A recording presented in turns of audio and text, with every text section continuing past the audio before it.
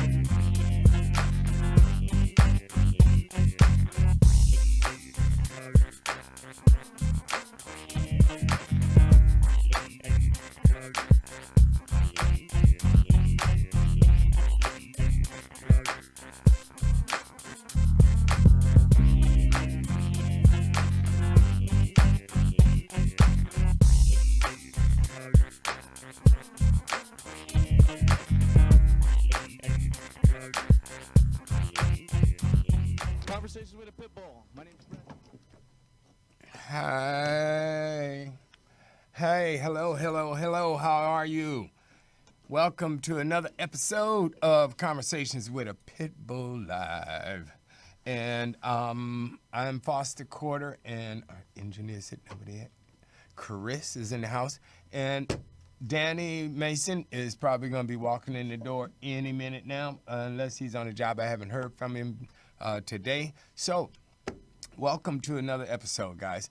I want to get right off. I want to talk about, well, first of all, today we're going to have Joe the trainer from 1pet1vet. And this guy I love because being a Vietnam vet myself, I'm, particularly sensitive to, soldiers and war and all of that. And what Joe does and his organization and all of his people, they rescue dogs. And, we are the rescue for the rescues, right? So we love all the rescues, and we try to give press, and we try to give support and help. And besides adopting dogs and, all of that, the rescues, that's my heart. That's why I started this thing, is the rescues don't get any credit. The big organizations get the $20 a month donations for life, and all of the people, when they die, they give them all their money and everything. But these small rescues in your community around the country, and actually around the world, they don't get the big donations, and they're working from love, man. You have people who are working jobs. He's working a job. She's running a rescue. She's working a job. He's running a rescue. And they have 2 kids, and they go into the shelter at night adopting dogs, or in the evening they'll go and adopt 2 dogs, feed the kids, take the dogs to the vet, take the kids to the vet, train the dogs, train the kids, raise the kids, and then give the dogs a new home. Just give it away after putting in all that work, man. That's true love. Probably sometimes they wish they could get a kid's way, but that's another story, right? And so besides that work, what Joe and his guys do is they take these dogs and they match dogs with veterans. So when you're talking about guys with coming back from war with all kinds of issues and stuff, I still got issues from the war. And it ain't funny, but I tried to deal with mine, but I don't think I did I, Chris? I still got issues. So anyway, maybe I need a dog. I got a dog. So anyway, we're gonna talk to Joe, and it's gonna be a good time. And we got 1pet1vet. Oh, nice. On there, yeah. And this organization, man, they're in Chicago. What they doing? They place dogs. They get pit bulls, and I imagine all kinds of dogs. But we got plenty of pictures of pit bulls, but I'm sure Joe is, taking all kinds of dogs. But they take dogs and put them with veterans that, have suffering from post-traumatic stress and all kinds of other stuff. Just, the whole, coming home from war thing. It's like, it's so many issues. I don't want to just say post-traumatic stress, and because Joe would tell us all about that, but that's a lot of stuff. You know what I mean? It's just like, just lonely, man. I mean, you know. I'm sure they who do you identify talk- with each other on a whole different That's level, exactly like it. just That's people that are exactly just ingrained with that service. That's right. Service capacity. You know, I'm sure Yeah. they will find wonderful bonds and stuff with each other. Yeah, exactly. And the way that they do it, you know, is, you know, you don't just go and get a dog from the shelter. And I love the way that Joe said it. He says the dog picks the vet. The vet don't pick the dog. Isn't that a beautiful thing? Hey, Joe? Is he there? Hey, how are you doing? Hey, buddy, how are you? Very fine yourself. Good. Thank you for having us on the show today. Oh, man. Hey, man, thanks for coming. You know, around here it gets crazy. Danny was late, so, you know, I couldn't start the show really without him, so pardon us for just getting here. I wanted to get you in about 5 minutes earlier or something. But, so, Joe, meet Danny. Hey, what's happening, Joe? Hey, how you doing, sir? Who's that you got with you? This is CT. Hey. This is one of our therapy dogs in training right now. Nice. Needless to say, we rescued him at CCAC. He was 6 weeks, and he was going to be put down. And needless to say, our head trainer, the dog father, rescued him. There he is. And Yeah. He's sneaking, telling me he can slide over there. It's all right. We don't, you know, we're Come friendly. on in here. We're friendly. There you go. There you go. Hey, man. Nice. You know, so What's going on, guys? you guys got it, man. So tell us right off the bat. Tell us, is Fred still with us? Oh, okay. Fred's not with. Fred, come back afterwards. Tell everybody what you guys do, Joe. All right. Well, we have two great organizations underneath this roof right now here, to be honest with you, Foster. One is GetYourDogOn.com, That's which right. is our training company, which trains our that one dog that's deemed to be euthanized. Hey, and, Joe, that's really what, for I'm sorry, for Joe. rescues also. I'm sorry, just for Also- a second. I gotta tell you, that's what my wife says when I come home sometimes. It's like, so I was just, that's funny. Anyway, go ahead. I'm sorry. Nah, your- Those home training spouse programs do cost you an arm and a leg, which I'm sure you've already found out. Yes, exactly. So go ahead, get your dog on. Everybody remember that. GetYourDogOn.com. That's a great name, man. Go ahead. Absolutely. And as you can see here, we went ahead and put the sites up here behind us. Yes. But what it is it's our training company, and what it does is it, you know, fulfills all those services that really is the backbone of what 1pet1vet is. You know, these dogs are, you know, deemed to be euthanized and, you know, literally are there, you know, waiting in line to be put to sleep. And needless to say, the dog father goes down there and does the evaluations, pulls them, and not only rescues them, but retrains them, redisciplines, and rehomes them with our veterans who, I guess you could say, have the same connotation, you know, and that's what 1pet1vet comes into play. You know, it's that one dog that seemed to be euthanized paired with that one veteran that has lost all hope, and simply pairing both together, allowing them to start the new chapter in life, and it's really something special. Really, how long So- have you been doing this?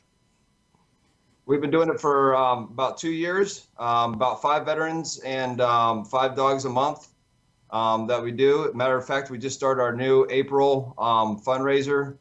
Our goal is 5 dogs. We're actually up to, what, 15?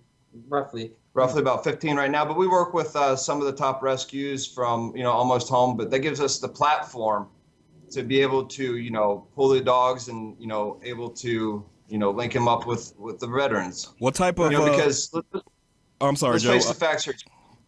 You know, our veterans are coming home these days, and you know, I'm the veteran side of things, and the dog father is obviously, you know, on the dog side of things. And also, just real quick, while I have a moment, one of the side effects of what Joe goes through is not being able to limit what he says. He will ramble on. So Oh, wait a And, minute. interrupt. Hey, you Wait a want minute. to have a radio show? We'd love to have you. Exactly. Wait a minute. We resemble that remark. so wait a minute, Joe. You a veteran? I am not, no, but I am a certified civilian Okay. who's gone through what is considered the toughest of tough civilian programs administered by Joe and his fellow ranger here. That's why I Okay. look tattered and battered. Oh yeah, man. But you know, hey, What are some of the? I know that there's dealing with getting dogs up to the status where they can be therapy dogs and whatnot is a task in and of itself. But what are some of the unique things that you guys deal with trying to get these dogs to a point where they can deal with some of the veterans issues, like issues that are unique to veterans that regular your average everyday Joe wouldn't be dealing with? All right, well, for example, the dog has a brain just like a human does, so it's going to be susceptible to anxieties, fears, and phobias, also post-traumatic symptoms as well. Some of these dogs come from abused homes, neglect. Some of them are used as bait, fighting, just pure abandonment and under-socialization. So when you have a young puppy like CT here, who was being owner relinquished at a local city pound, CACC, at the young age of 7 weeks old, as I was just walking in the door. Wow. I'm not having that kind of stuff. This dog right here would have acquired parvo and a bunch of other illnesses at that facility, and would have probably been deemed sick, then euthanized at 7 to 8 weeks of age. So right there and then, I made the decision to take this dog before it had any of those mental ramifications take place to it. So getting them young and certifying them, getting them trained is what helps them become what they are. For the dogs that we run into that have problems, we do the same thing for every dog that comes through here. We care for it mentally, provide physical outlets, build a routine and structure. That, once that's in place, will provide some sort of routine for the veteran if and when matched. Mm-hmm. Now, how do you guys, because Joe, I think you alluded to this a little bit, so I wanted to go, what's the process? How do you find a vet that needs a dog? Well, to be honest with you, Foster, coming from the background, of having been in special operations for 4 years and having the platform to be able to say, hey, the connotation of being, in special operations, being an Army Ranger and, having done, numerous tours over in Operation Enduring Freedom and things of that nature, you know what? Hey, things aren't okay when you come home. And being able to speak upon that and leading the way for other veterans to say, hey, you know what, let's go ahead and put that, that cockiness down, or that, I don't need any help, and then resorting to coping mechanisms when, the unconditional love of a dog is what literally, Foster, saved my life. And that's something that takes not any courage or anything to come out and say, because I know that it'll help that one person that's lost all hope. And to be able to reach out and say, hey, this may not be the program that'll work for them, but coming to our center and finding out about the other programs that will help. But, nothing helps but coming in and getting redisciplined as far as picking up some good old, feces and getting that discipline back. Hey, so that's right. We can relate to that. But you guys are giving me post-traumatic stress because tilt your camera down so I can see the dog. I got too much headroom, man. I'm sorry. It's the cinematographer. There you go. A little bit more. Do you guys find that? I want to see the dog. Yeah, there you go. You two dogs are all right, but I like the four-legged guys too. There you go. That's perfect, man. Do you guys find any differences with dealing with pit bulls as it relates to placing them with vets? Like, they seem like, that's the American dog. When we think of our soldiers and people out there fighting for our country, it's like there may be some similarity there. Do you find that pit bulls are kind of a good match for our veterans specifically? Absolutely. What you had asked earlier, to end off that trailed off question Joe was trying to answer about where we get our vets, which through the VA, Veteran Association. Okay. And going back, I don't know, 80-something plus years, pit bulls were America's #1 dog. That's right. And right. They're the nanny dog. So it's taken a little bit of history, putting it with a little bit of American history with our vets. Both have served our country at one point or another, and some still currently do. So that's one facet of why we chose the pit bull. The misunderstood reputation that a pit bull has is pretty similar to the misunderstanding that a veteran goes through coming home. Yeah. Unless you are a vet yourself and have gone through the same things that veteran's gone through, you're not going to have any empathy or even the slight bit of understanding. Yeah. Dogs in fashion cannot communicate. That's where I come in. I am the dog father who is bridging the gap between dog communication and veteran associations. That's wonderful. Hey, I mean, man, I think just dealing with those stigmas is just such a big thing. And if you right. have most people like when they see a soldier, even if they're not in uniform, but they carry themselves a certain way, Right. and they command respect. And I think having a dog next to you, like maybe some of that will rub off, and people stop hating on these dogs Right. if they see them getting Well, palling around with some serious and soldiers. right. You And know? and just imagine, having a uniform and a dog. That's like chick action. Man, That's take like it right down to the that's like beach. picking up girls, because it's like going to the park with a puppy. You know what I mean? It's like, hey, here in California, you go to the beach with a puppy, man, it's on. So Right. you know what? The one thing that I wanted to say to you guys was about the what you were saying, like the pit bulls and the nanny dog. Hopefully, after we get the breeder X, I'm sorry, our engineer is saying I'm speaking outside. After we get breeder X on, I'm like 3/4 of the way through, the Sergeant Stubby story, and that was the, pit bull that was in war, as you guys know, and Joe, did you guys have any dogs out there? Like, I mean, I don't know, like, what the extent of, like, what you can talk about or whatever, but did you either encounter dogs that were in service with you or actually find dogs out there that, you guys made friends with? Right, and that's one thing that is extremely overlooked here, not only in this industry, but what we do, here, at this great facility, and that's the simple fact that the dogs that that we use overseas, that become our brothers and our sisters, unfortunately they don't get to come home. It's one of the sad facts, reality, but it's one thing to where we're able to house the dogs and retrain them and do what this man does, and able to pair them up. But you know what? These dogs are fighting for the same cause in which we are, as far as the veterans. We're allowing them to live their American dream, if you will, as far as what their forefathers and their brothers and sisters in the dog world fought and sacrificed for them to be here to have a second chance at life too, as well. right. So wait a minute, Joe, that's how are you we saying, like to look at it. Yeah, are you saying that the dogs that leave here and go to Iraq and places like you did when right after 9/11, those dogs don't come back? A lot of them can't come back just because there's no differential between PTSD and a dog and, simply being trained to kill, plain and simple. Wow. I mean, they're the never first knew ones that. in the door, and being able to bring that and break that habit of being over there for years and years and years is something that, he can tell you, from his professional experience. It's just. Yeah, it would take a lot of retraining to get that dog to even be acclimated back into pet life. Wow. It would require a specific handler. Even for canine work for a police service is a different Right. sort of operation. So Yeah. when we have a dog in the military, like you see the dogs that their soldiers have strapped to their chest and they jump out of planes and stuff, those dogs, when they leave here and they go over there, that's kind of probably what you did, Joe. So those dogs stay there until they die. Well, they stay there until the mission is complete. We don't like to use the word die, because once again they become a part of our brotherhood and sisterhood that we have over there. But special operations, once again, it's all about our fallen comrades, and that's what this is all about. That's why we call ourselves the special operations of the dog industry. Mm-hmm. So. We've been able to see some stories lately in the news where they're beginning to create some memorials around the country honoring service dogs, not only in the military but dogs that deal with the fire and rescue and whatnot. I just think that's kind of awesome. Have you guys had a chance to see any of those stories or have anything to say about that?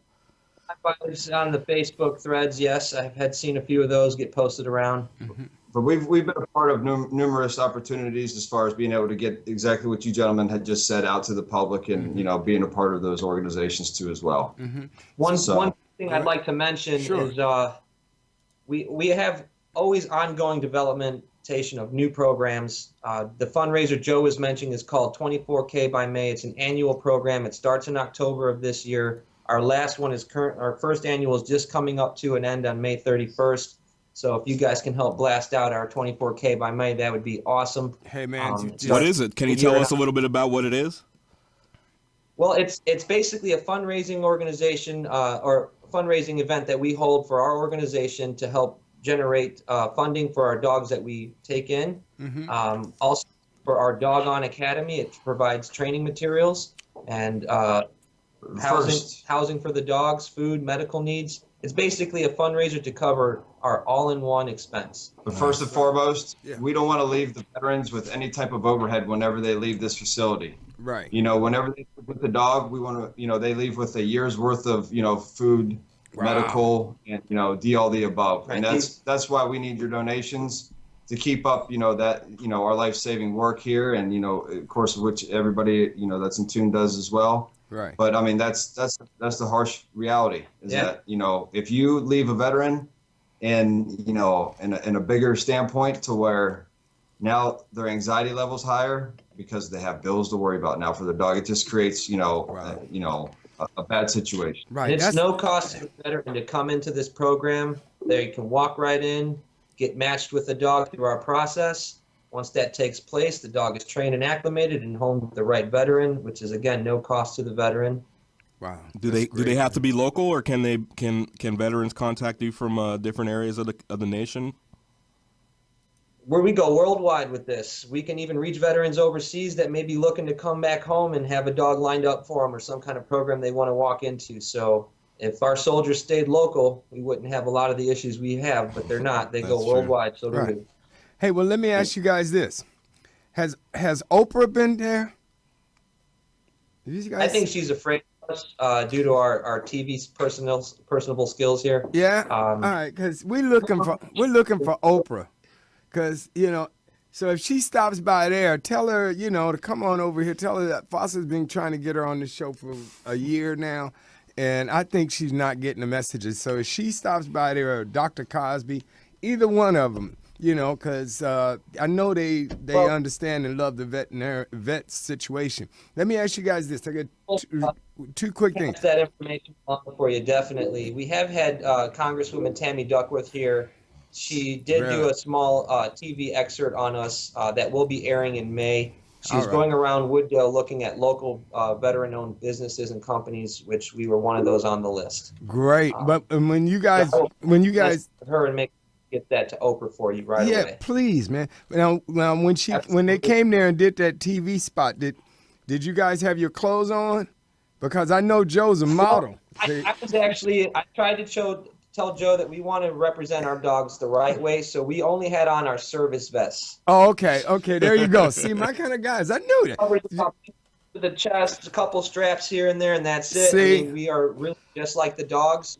We had our access points open for sniffing. See, that's why that shoot went overtime. See, I know. It was, do not pet or touch these areas on. It was very good. See, there you go. At the yellow tape. That's right. Tell me this, guys. Tell me about Get Your Dog On. Well, Get Your Dog On is our on and offline knowledge base. You know, we're from A to Z. You know, we're here 24 hours a day, 7 days a week, year-round to provide nothing but content to the public and to those that simply want to get their dog on. You know, from this man's content for training tips and tactics to simply being able to have a once-a-week webinar on our website to where you can get online and ask him questions and, you know, and simply being able to provide the public with education. You know, that's our biggest thing, you know, is what to do, how to do, what the biggest problem with the rescue industries are, and simply, you know, same thing that you gentlemen are doing as well. Real quick, guys, shout out your guys' websites where they can get in contact with you, so everybody knows where they can come help support the fundraising efforts and also get their knowledge on. Just shout out those websites real quick for us. Absolutely. 1pet1vet.com, which is right behind here on the left, and Get Your Dog, which is DaWg.com. And once again, you know, the more money we raise, the more lives we're able to save. Period. That's right. You know, so we've attracted so much attention that even locally, we have our local hockey team, which is the Hawks. They have an organization through one of their players, Brian Bickle. Brian and Amanda Bickle. Wait a minute. That's the Blackhawks, right? That's You're right. in Chicago. Why you say the Hawks then, man? What is that? What's up with that? That's like saying the Clips. You know, I'm just wondering. It's they're like, oh, no, hey, that guy Brian, he's a major pit bull guy. Yeah, huh? he's big. Yeah. Yeah. When we Yes, were, yeah.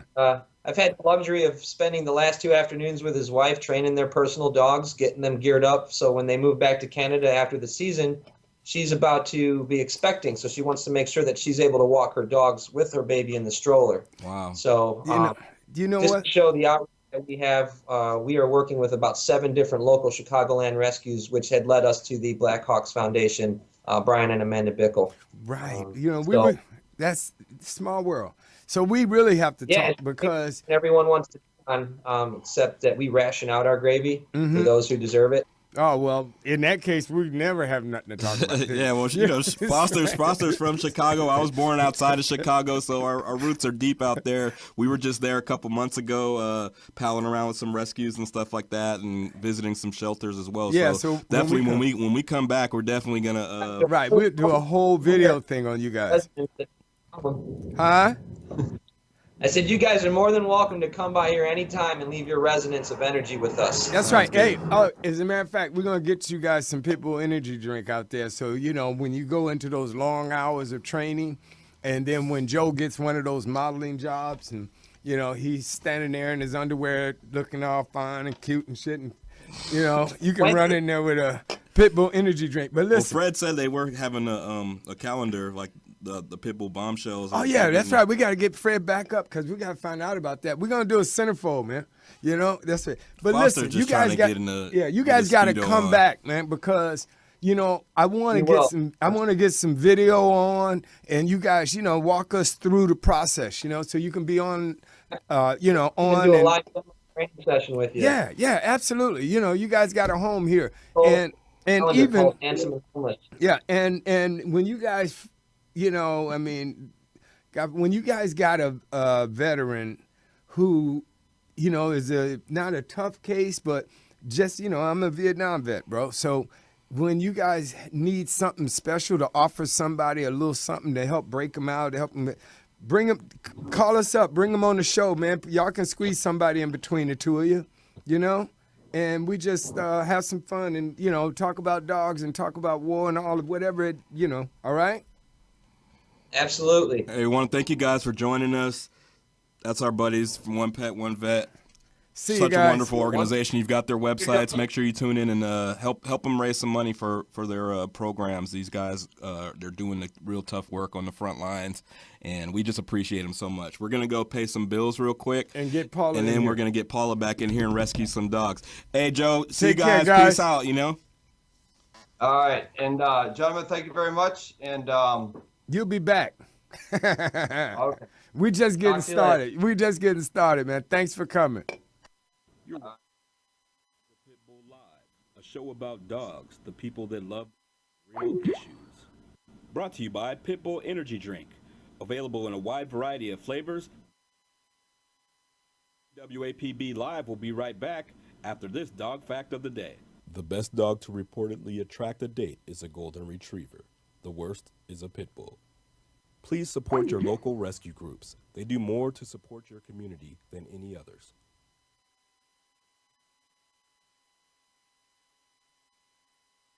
Hey, we're back.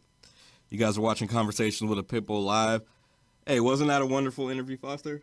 It was great. Those guys are awesome, Those man. guys are awesome, man. Just the personality and just the level Yeah. of commitment, and also just the knowledge is clearly there. Those guys are really on the front lines, and it's cool to see them paired like that. I love to see the pairs going. You got the vet, like special forces dudes are no joke. Like, Man, and then you got he's seen some shit. and then you got the training aspect, and those dudes are no joke. And it's like, hey man, they.